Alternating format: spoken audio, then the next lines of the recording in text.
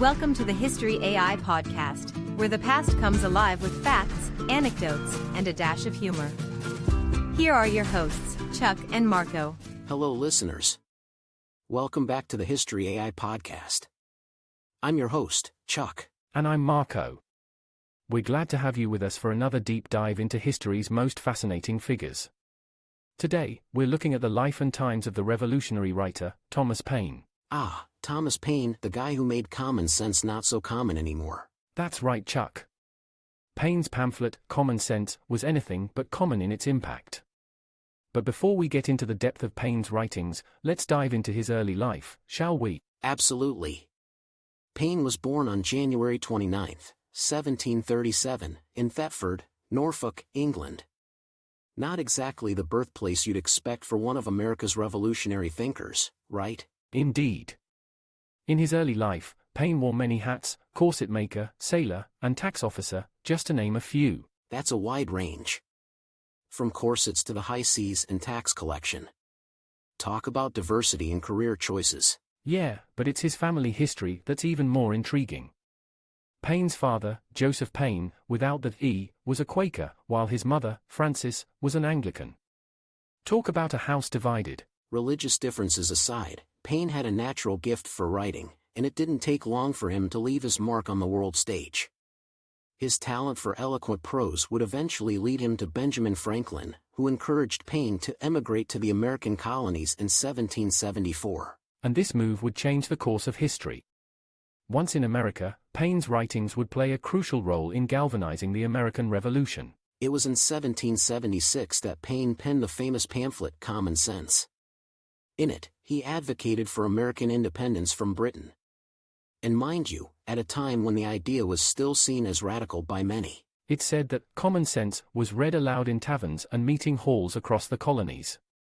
The pamphlet was a clear and persuasive argument for liberty. In fact, it was so influential that John Adams said, "Without the pen of the author of Common Sense, the sword of Washington would have been raised in vain." A heavy statement that.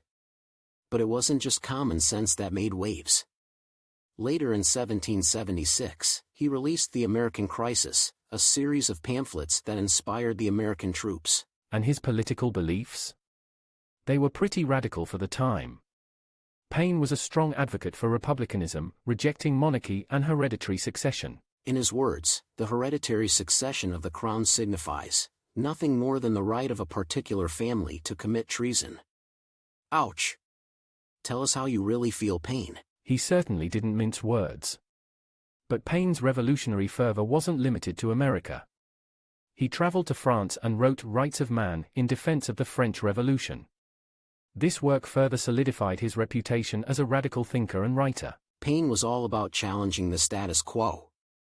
His writings laid the foundation for many modern ideas of representative government and human rights. And he wasn't just about politics. Paine also took on religion with The Age of Reason. In it, he criticized institutionalized religion and the Bible's inerrancy. This, as you can imagine, made him quite a few enemies. And friends, let's not forget about friends. Paine's circle included some of the most influential figures of the time, like Benjamin Franklin, George Washington, and later in France, Napoleon Bonaparte. Speaking of France, Paine's advocacy for a republican constitution there landed him in prison during the Reign of Terror. But thanks to James Monroe, who later became the U.S. president, Paine was released. And while Paine's political writings are well remembered, it's worth noting his contributions to science and engineering. He proposed a design for an iron bridge and had ideas on steam engines and the conservation of energy.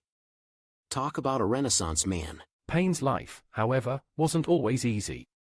His final years were marked by financial difficulty and declining health. He passed away on June 8, 1809, in New York City. Sadly, his revolutionary spirit and ideas meant that he died in relative obscurity, with only a few attending his funeral. But his legacy is undeniable. His writings played a pivotal role in two major revolutions and shaped the world's modern understanding of representative government, human rights, and freedom. Absolutely. His work and ideas continue to inspire movements for social and political change even today. And speaking of inspiration, we'll take a quick break. Stay tuned. From the mind behind the History AI podcast comes an electrifying journey into the past. A Ripple Through Time, Franklin's Folly. Dive into a tale where Benjamin Franklin, America's beloved inventor, takes an unexpected journey through time. But with his leap, he unleashes a powerful ripple. Now, with dark forces lurking in the shadows, harnessing this energy to shatter and enslave the world, it's a race against time. Will Franklin fix the future? Or will history rewrite itself? Uncover the secrets. A Ripple Through Time, Franklin's Folly. Time has never been more fragile. On Amazon pre-sale now. Welcome back, folks. As we wrap up today's episode, it's hard not to be awed by the lasting impact of Thomas Paine. From his groundbreaking pamphlets to his fearless advocacy for human rights, Paine's spirit continues to resonate. So Chuck, here's a joke for you. Why did Thomas Paine never become a mathematician? I'm intrigued, Marco. Why? Because every time he tried to find the common denominator, he kept coming up with common sense. Oh, Marco, stick with engineering. Well, listeners, we hope you enjoyed this episode as much as we enjoyed bringing it to you. If you like what you hear, don't forget to rate, like, and share our podcast with your friends. And we'd love to hear from you. Drop us a line or leave a review. It's always great to connect with our audience. So, until next time, keep those history books open and stay curious. Thanks for tuning into the History AI podcast. Bye for now, and remember, always find the common sense in everything.